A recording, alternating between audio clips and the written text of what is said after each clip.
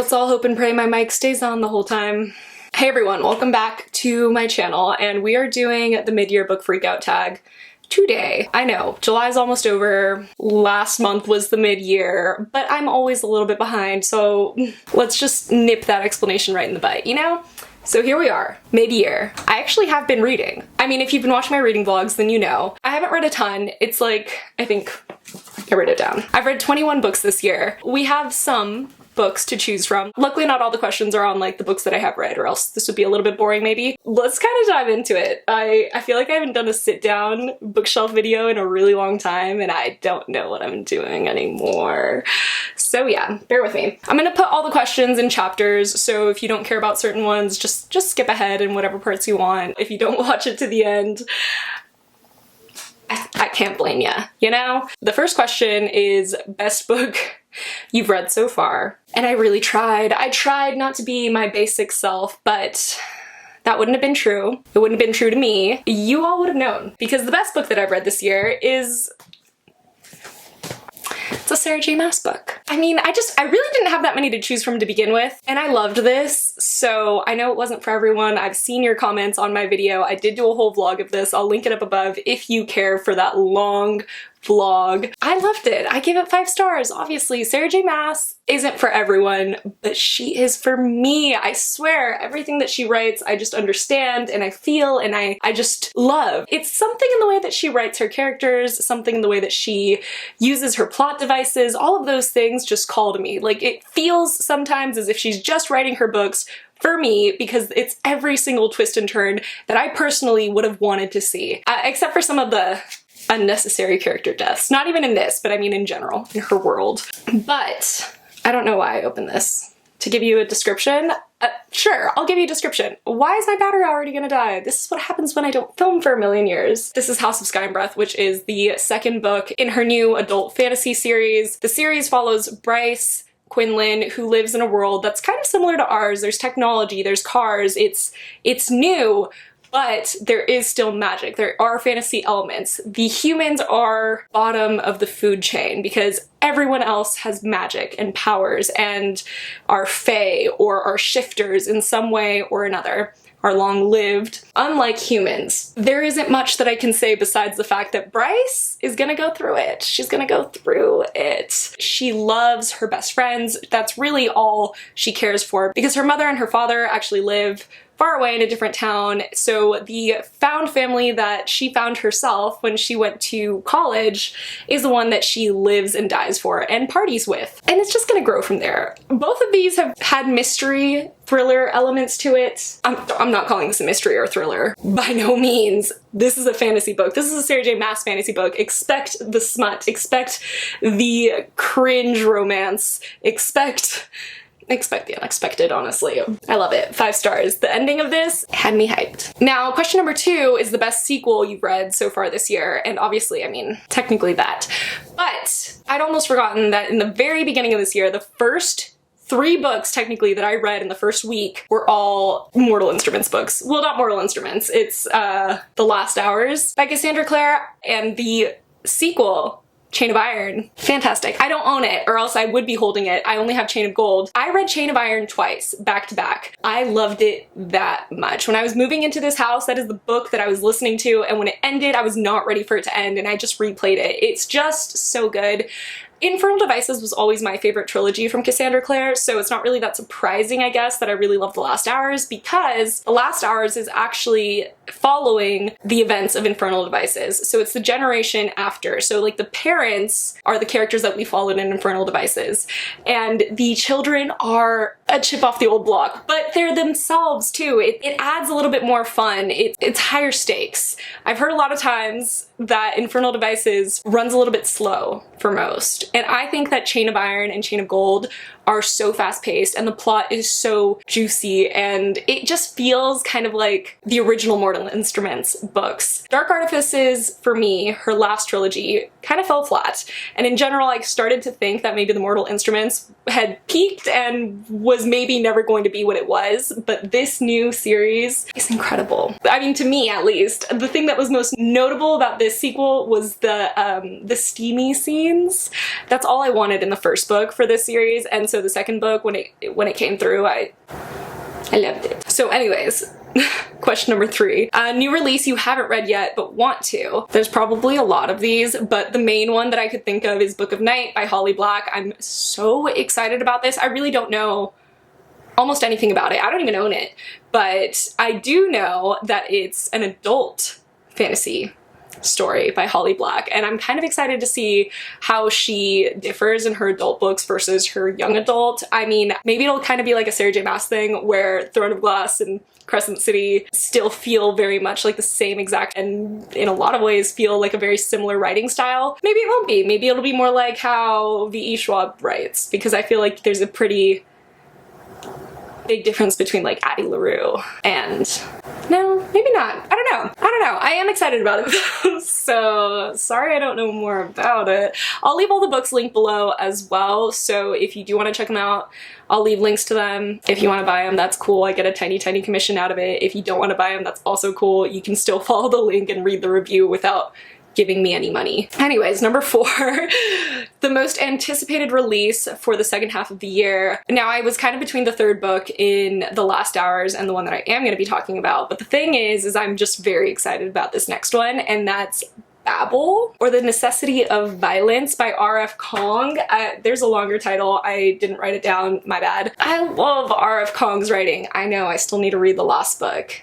I still need to read the last book in her original Poppy War trilogy, but I'm just hyped about Babel. Again, this is kind of a book that I don't know much about, but I do know, or I feel at least, that this is going to pull just the same kind of heartstrings that she was able to pull in Poppy War. R.F. Kong has, if not her master's, I think her doctorate in like history. Oops, my bad. This is actually from her website. She has a master's in philosophy and Chinese studies, a master's in science and contemporary Chinese studies, and she's pursuing a PhD in East Asian languages and literatures. So like maybe not a PhD in history, but she's still super smart. So she's a very intelligent human being and is really into history, and kind of like the way that she did Poppy War, where she rewrote the Poppy Wars and included fantasy elements and gave us a character that was like morally gray and still you want them to win. I think she's gonna bring that into Babel. I think it's gonna be such an interesting story. I mean, I think everyone has some idea of Babel and everything that happened there, but I just can't wait to see her history and fantasy elements intertwine once again. I have no idea if there's fantasy in this actually, now that I'm thinking about it, but I feel in my soul that there is. So we're gonna leave it at that. Number 5 is the biggest disappointment of the year, and take this one with a grain of salt. Again, I haven't read that many books this year. I just haven't had that much to root for, and I still enjoyed this book. It just didn't wow me as I thought it would. I thought I was gonna sit down, read this book, and feel all kinds of warm and fuzzy, and I had a lot of secondhand embarrassment. An uncomfortable amount of secondhand embarrassment. Like, I was cringing. I was really in my seat. Do you know how hard it is to have secondhand embarrassment while you're reading? At least when you're watching a show and you have secondhand embarrassment, that scene is gonna pass by. As long as you didn't pause it, it's gonna pass by while you cringe inside. When you read it, you have to force yourself to live through the secondhand embarrassment and just keep going. But anyways, it's War of Two Queens by J. Law. Yeah, I just read this. It's actually my most recent vlog, like my ending of it, my review. And for the most part, this kind of hit most of the spots, but I think that the issue that I had with this book was the timing. So many things felt underwhelming because of the way that they were written. A lot felt like it was spelled out for you, so much so that I wasn't even sure if certain reveals had already happened, or if I had just been so convinced that that is what was gonna happen that when it came, I felt underwhelmed. I know there was multiple times where there was like pieces of the story that were given to us from a different character's perspective, and then when our actual main character, Poppy, finds out, I was just like, oh, you found out, you finally figured it out, girl. It's just a lot of it was lacking anticipation. If she had just like taken a little bit of time to build the anticipation, to hide key points of the story and then reveal them, the reveal would have been so much better. Instead, they all fell flat. I think a lot of things fell flat in this book because of the timing.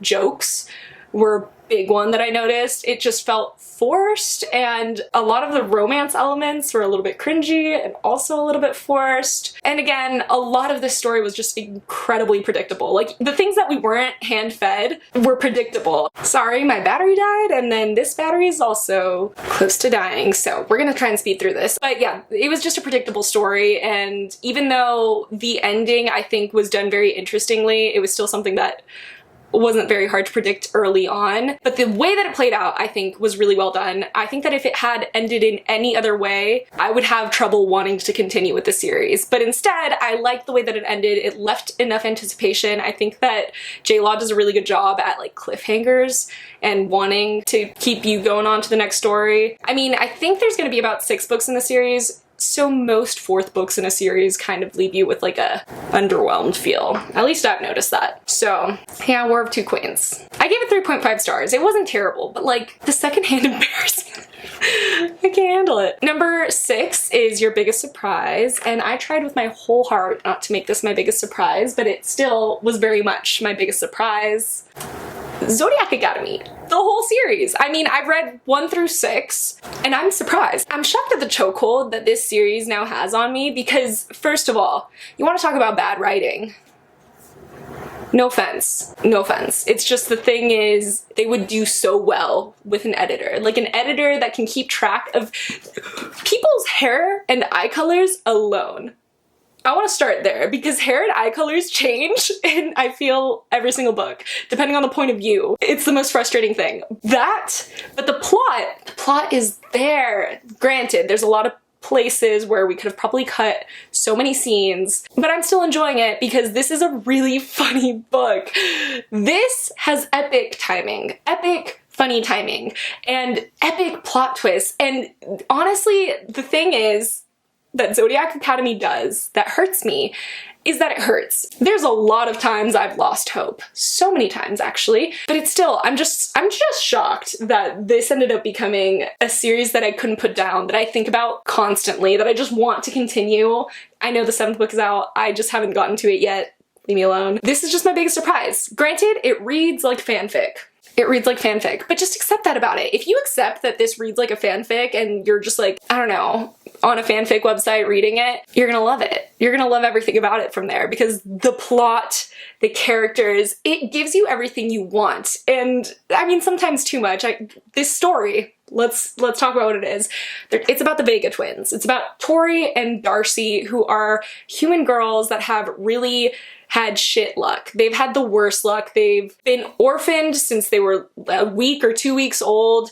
They've been hopping through foster homes their entire adult life. They just turned 18. They finally made it out of their last terrible foster home, and they're living in this little like 10 by 10 foot apartment in Chicago that doesn't have AC, that has like a pull-out bed. They have like a can of corn maybe in the cabinets, and they're broke. They don't know what to do, but they're still pushing. And then this guy, handsome, tall, weirdly compelling dude, pops into their life and is like, I gotta take you back to our world because you're the girls that I've been looking for. And they're like, what do you mean we're the girls you've been looking for? We're just regular human girls. And he blows stardust in their face, and they blow into a parallel dimension to Earth. And in this parallel dimension, everyone is fae and everyone has powers, and they are the long lost Vega heirs to the throne. Yeah.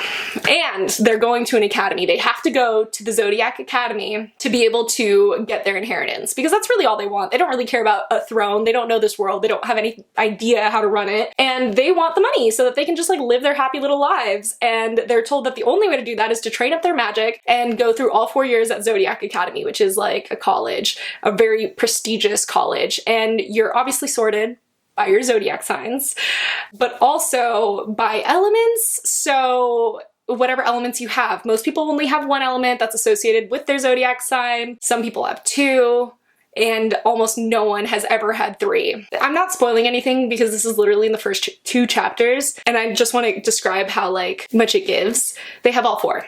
Of course, you know, of course they do. And of course there's these heirs to the throne because the throne has been, oops. Please ignore that little thing in the corner and ignore the change in quality and the change in sound. I just need to finish this one question because I need to let the battery apparently charge. Oh my god, this battery's gonna die too. What is happening? I need to finish my thoughts on this because the 15 minutes I'm gonna give that battery to charge, I'm gonna forget what I was saying. So anyways, of course there's an heir. There's 4 heirs to the throne because they're who took over after the Vega twins' dad died mysteriously. And of course they hate these Vega twins that potentially are going to be vying to take their throne that they feel they deserve. And of course they're all hot and they're all guys and they're bullying them. I don't know, it just gives.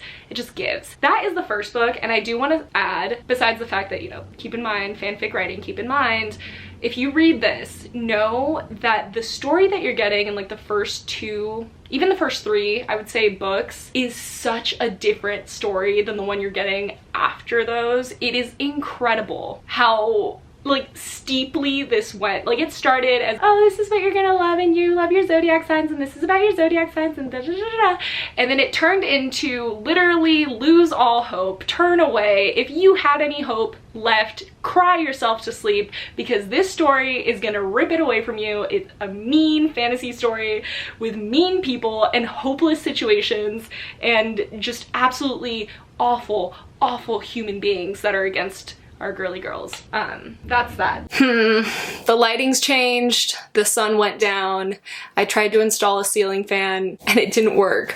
So the mood has shifted, but we're gonna finish this video. I thought about it. I thought about being like, Brittany, just choose another day.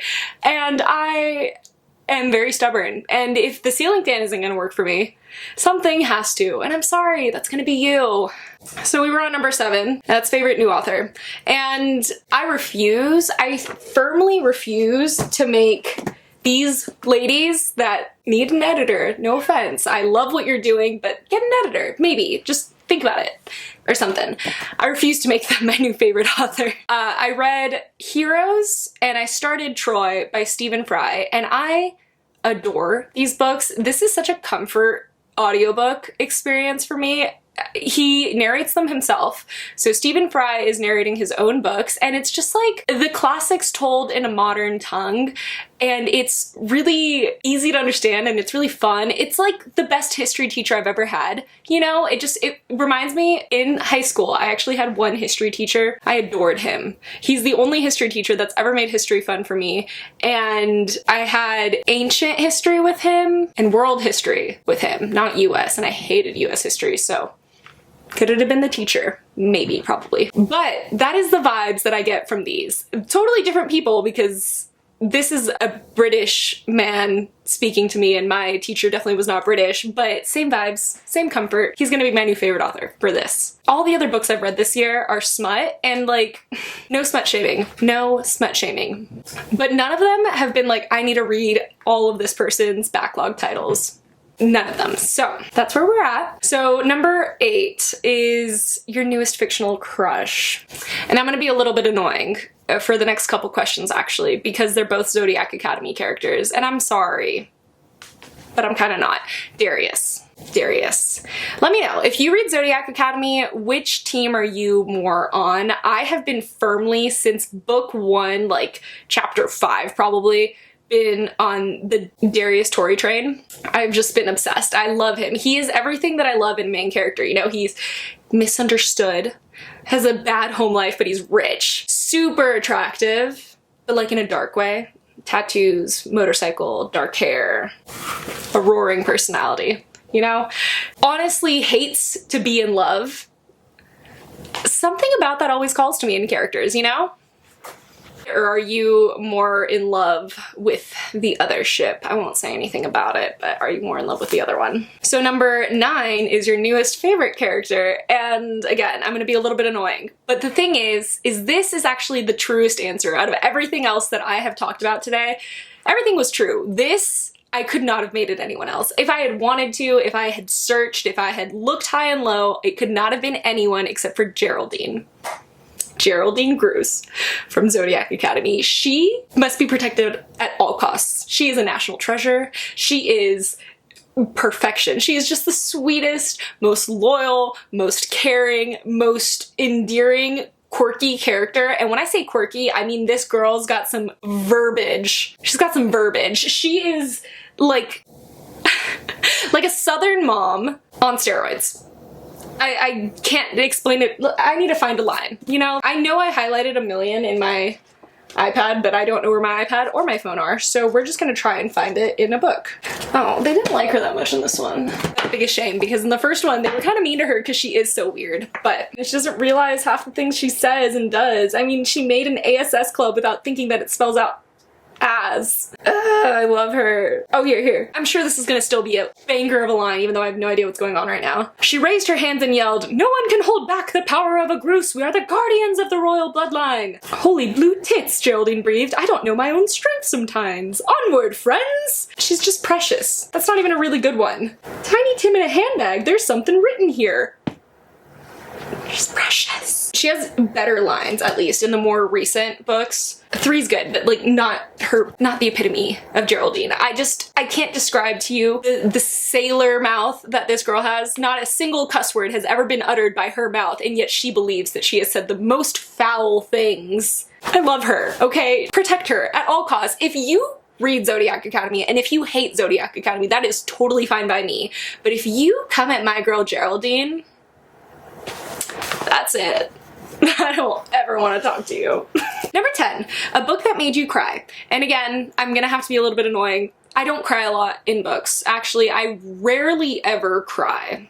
But there is one book that I was crying. I was crying mad tears, like frustrated, pissed off, hating everything tears by the end of it. And that is book 4 of Zodiac Academy, Shadow Princess. I'm not over it yet, okay?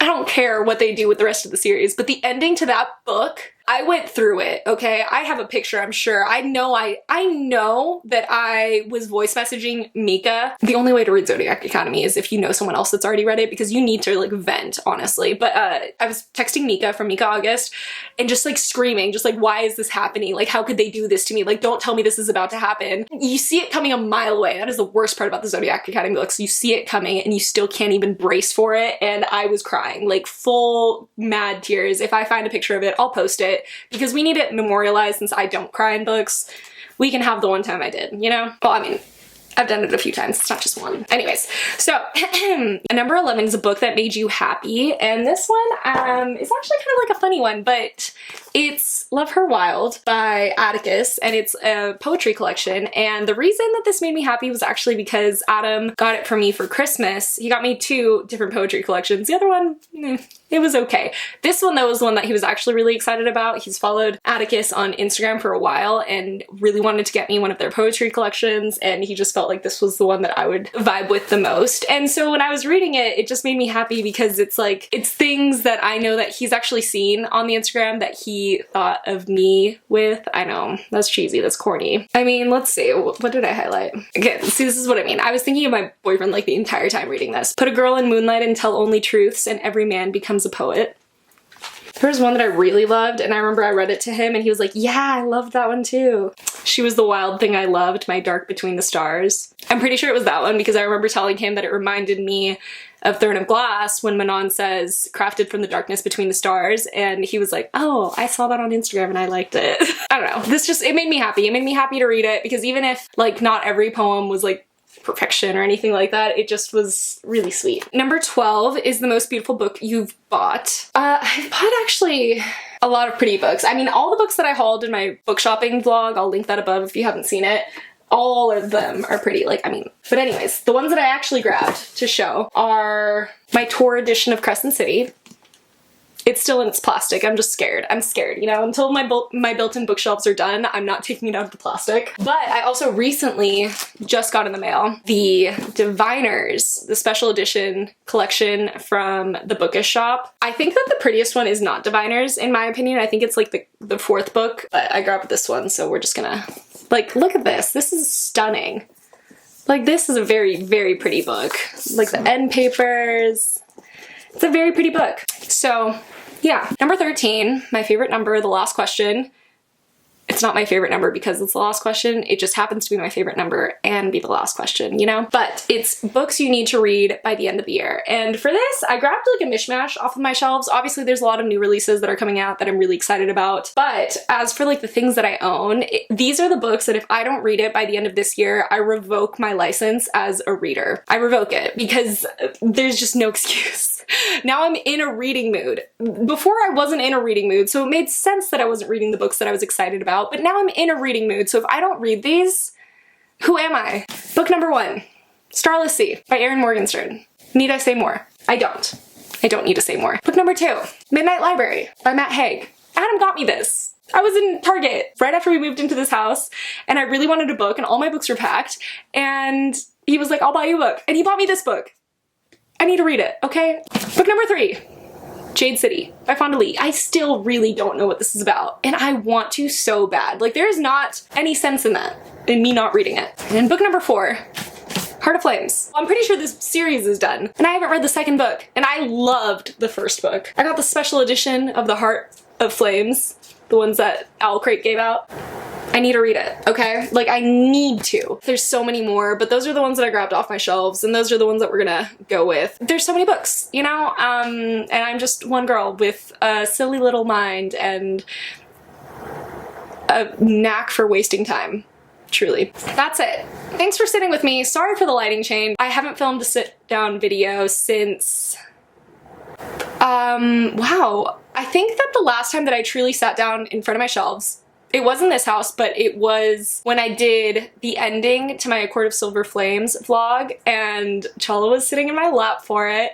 I was in that corner and my shelves were in here, there was no books. That was the last time that I did an actual sit down with my camera kind of video. So I guess there was bound to be a few hiccups. Thanks for sitting with me through this. I can't tell you, I don't know how long it was. It probably was really long. I'm very sorry about that. I'll stop rambling now though. Thanks for watching, or sorry for watching, but maybe I'll see you again. Okay, thanks, bye.